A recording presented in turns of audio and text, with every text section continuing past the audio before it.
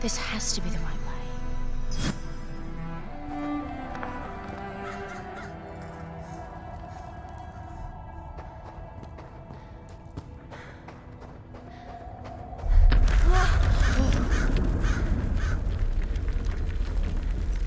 Before we continue, let's stop a moment and take a look at some of the key features of this demo.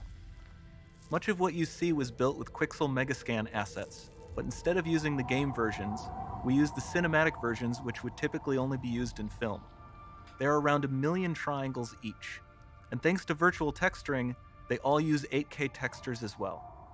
Nanite can render an insane number of triangles very quickly.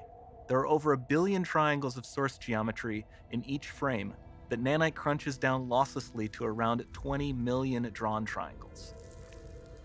What does that many triangles look like? This isn't noise. These are the triangles, each a different color. Most are so small that they look like noise.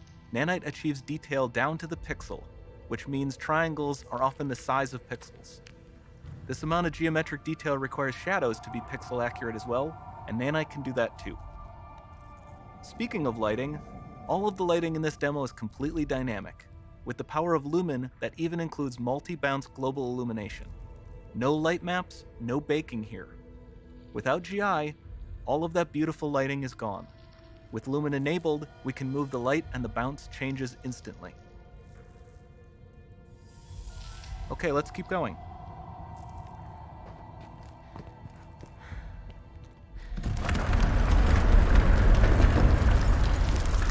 We've made some great additions to our audio system as well.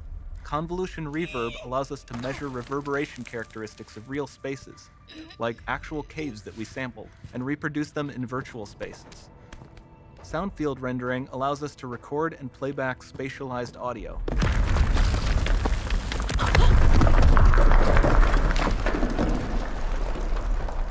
All of this adds up to a more immersive experience.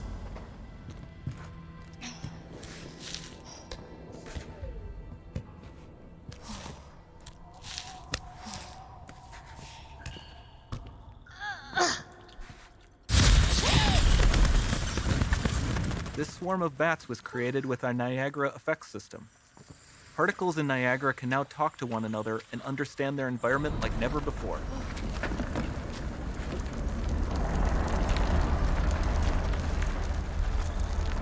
We've also added a ton of new functionality to run fluid simulations like you see in the water below.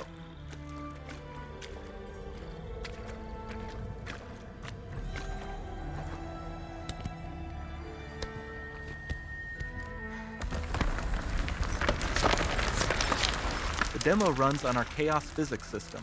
Here we are using it to accurately simulate the rigid bodies of the falling rocks and the cloth of her scarf.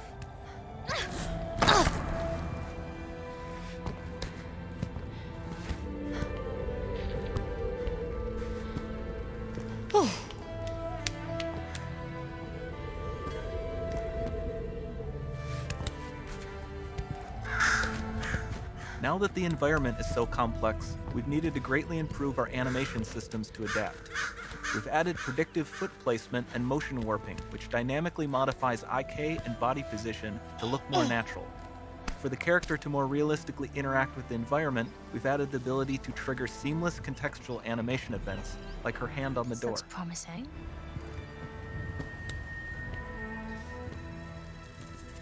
Dynamic GI is amazing, not just for speeding up iteration, but also for its impact on gameplay. Nice. Any light source can move while still having beautiful bounce lighting. Dynamic illumination means specular as well, which you can see on all the metal surfaces. You can even see the Niagara-powered bugs reacting to the light.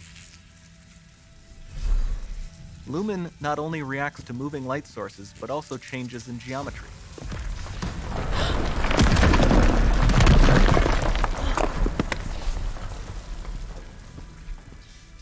Remember we mentioned high poly assets? This statue was imported directly from ZBrush and is more than 33 million triangles.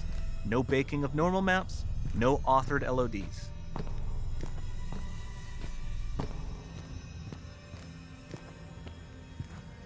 And we can do more than a single statue.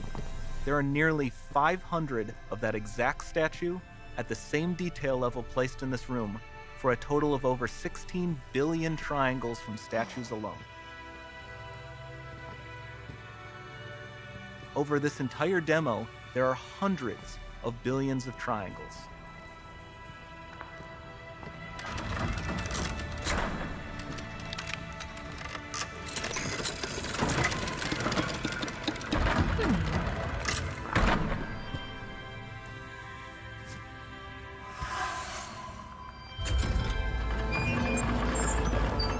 So with Nanite, you have limitless geometry, and with Lumen, you have fully dynamic lighting and global illumination, all running on a PlayStation 5.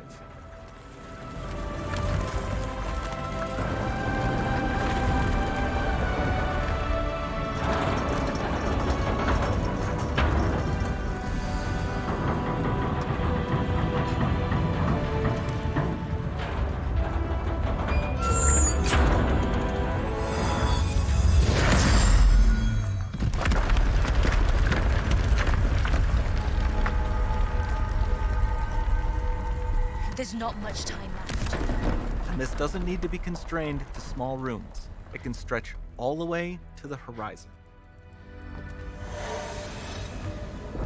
The portal, it's open. Don't fail me now.